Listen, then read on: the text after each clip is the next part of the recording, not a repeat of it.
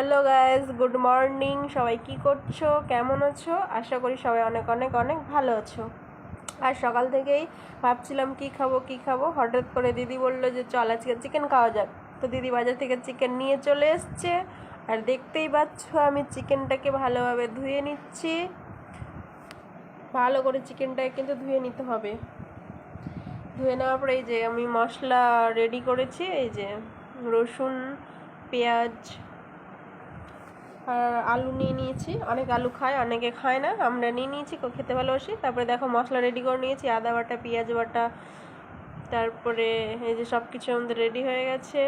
কড়াই বসিয়ে দিয়েছি, দেখছিলাম কড়াইটা গরম হয়েছে কি না। তারপর কড়াইয়ের মধ্যে তেল দিয়ে দেওয়া হয়েছে।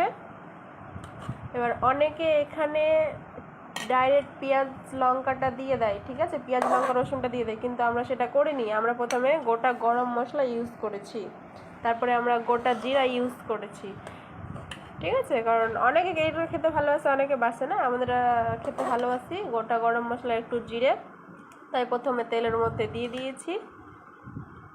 তারপরে দিয়ে দিব আমাদের পেঁয়াজ, রসুন থেতো করা। আর এইগুলোকে সব ভালো করে ভাজতে হবে, লাল লাল করে সুন্দর করে ভাজতে হবে।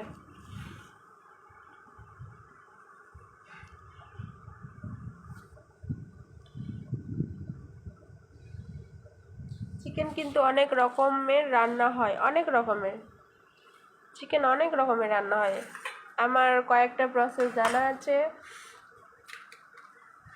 আর আমি এইটাই রান্না করছি এটাতেই, কারণ এটাই আমার খেতে ভালো লাগে, দিদিরও খেতে ভালো লাগে। আর দেখো আমরা টমেটোগুলো কিন্তু এখনই দিয়ে দিয়েছি। তারপরে দেখো মশলা দিচ্ছি, হলুদ গুঁড়ো দিয়ে দেওয়া হয়েছে।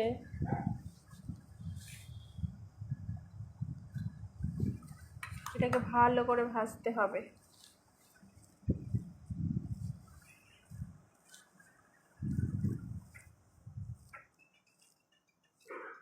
তারপরে দিয়ে দেওয়া হচ্ছে আদা বাটা, জিরে বাটা। তারপরে দিয়ে দেওয়া হচ্ছে রসুন কুচি, মানে লঙ্কা বাটা বাদ দিয়ে আমরা যা যা বেটে রেখেছিলাম আমরা সব কিছুই দিয়ে দিলাম, ঠিক আছে। দেখো মশলাটা কি সুন্দর কালার আসছে। ভাজতে হবে কিন্তু সুন্দর করে, গ্যাসটা কিন্তু মিডিয়াম করে নিতে হবে। আর ভাজতে হবে, যদি বেশি বাড়ানো থাকে তাহলে পুড়ে যাবে।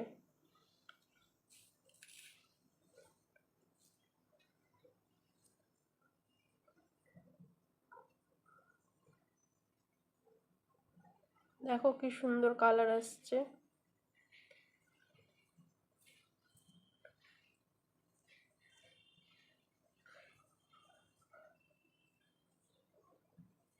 কি সুন্দর তেলগুলো ছেড়েছে দেখো।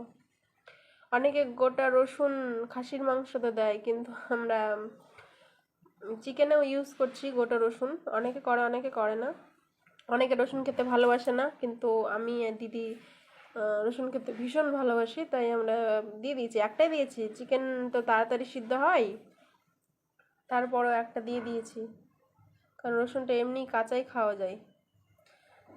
তারপরে এর মধ্যে দেখো চিকেন, আলুটা কিন্তু আমরা প্রথমে ভেজে নেইনি। অনেকে আলুটা প্রথমে ভেজে নেয়, আমরা কিন্তু ভেজে নেইনি। আর তো প্রথমেই বললাম চিকেন অনেকভাবে রান্না হয়, তো আমরা এই প্রসেসটার মধ্যে আলুটা কিন্তু প্রথমে ভেজে নেইনি, যে এখন দিয়ে দিল। এবার এটাকে ভালোভাবে কষতে হবে,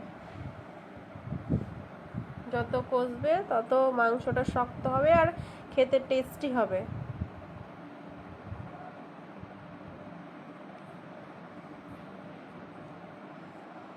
আর মাংস রান্না শেষের দিকে গরম মশলা দিয়ে দিল, রেডি আমাদের মাংস রান্না। তো কে কে খেতে ভালোবাসো অবশ্যই কমেন্ট করে জানাবে।